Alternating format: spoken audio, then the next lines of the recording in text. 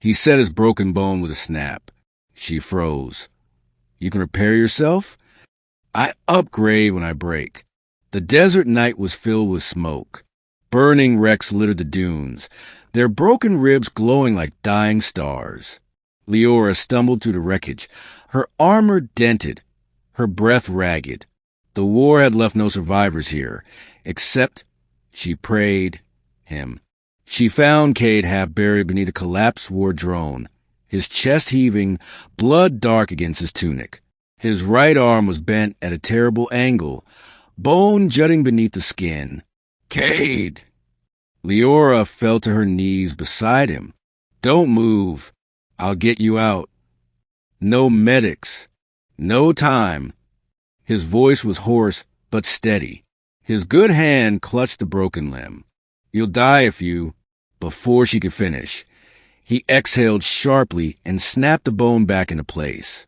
The sound was horrible, the kind of crack that made her stomach turn. But worse than the sound was what happened after. The flesh around the break shimmered faintly. Light pulsed beneath the skin. She watched, stunned, as bone knitted together with unnatural speed. The swelling ebbed. The bruising vanished. In less than a minute, his arm was whole. Stronger. He flexed his hand once, testing it, then looked at her. Leora's blood ran cold. You can repair yourself? Cade's eyes shadowed. He gave the smallest nod. No, not repair. He clenched his fist. I upgrade when I break. The unspoken truth. The words left her colder than the desert wind. For months, she had fought beside him, trusted him. He had saved her life more times than she could count. But this was something else. Something inhuman. What are you? She whispered. Cade's gaze flicked to the horizon, where distant searchlights cut across the dunes. His jaw tightened. Not now. We have to move. You expect me to follow you after what I just saw, she hissed. If you don't, you'll be dead before dawn. His tone wasn't angry, just weary. She hesitated, but the approaching rumble of engines gave her no choice. She followed, shelter in the wreckage. They found cover in the shell of a downed war machine. The twisted frame shielded them from the searchlights.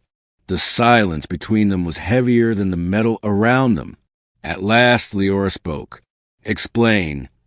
Cade sat with his back against the steel, cradling his once broken arm, as if testing its strength. His face was grim. I was human. Once. Her stomach dropped. Once. He didn't look at her. They took soldiers like me, wounded, dying, desperate. They rebuilt us. Every break, every wound wasn't the end. It was a beginning. Our bodies learned, adapted, got stronger. The worse the injury, the greater the upgrade. Leora's grip tightened on her spear. You mean every time you break, you become less human? His silence was answer enough. The weight of upgrades. Do you feel it? She asked. His eyes lifted to hers. Every time. The pain is real. The bone snapping, the flesh tearing. It's all real. But after, his voice trailed off. After, she pressed. After, I come back stronger. Faster. Harder. But something's always missing. He flexed his healed fingers. I forget things. The sound of my mother's laugh. The color of the fields where I grew up. Each upgrade leaves a hole. Leora's chest tightened. You're being unmade. Piece by piece, he admitted. She wanted to recoil, to call him monster. But all she saw was a man carrying a curse disguised as strength. The breaking point. A crash outside shattered the moment. A scout mech landed nearby, its spotlight searing the darkness. Cade cursed. They've found us. Before Leora could move, the mech's beam swept into their shelter. Run, Cade barked. I'm not leaving you. She raised her spear. The mech lunged. Metal claws tore into the wreckage. Cade shoved her aside and took the blow across his chest. Bone splintered. Flesh ripped. Leora screamed his name, then froze as she saw what happened next. His ribs pushed outward, grotesque and broken. And then, with a wet crack, they snapped back, knitting stronger than before. His chest glowed faintly beneath the skin, like steel woven through bone. Cade roared, grabbing the mech's arm. He twisted, tearing through alloy with impossible strength, then drove his fist through its core. Sparks exploded. The machine collapsed, lifeless. Breathing hard, Cade staggered. But even as she rushed him, his wound sealed, his body smoothing itself into something harder, denser. Leora stopped cold. "You upgraded again," she whispered. He didn't meet her eyes. "I told you, every break makes me less human, but it also keeps me alive." Between fear and trust, her spear trembled in her hands. He was her comrade, her protector. But what stood before her now was something forged between man and machine, flesh and nightmare. Cade saw her doubt. His expression softened.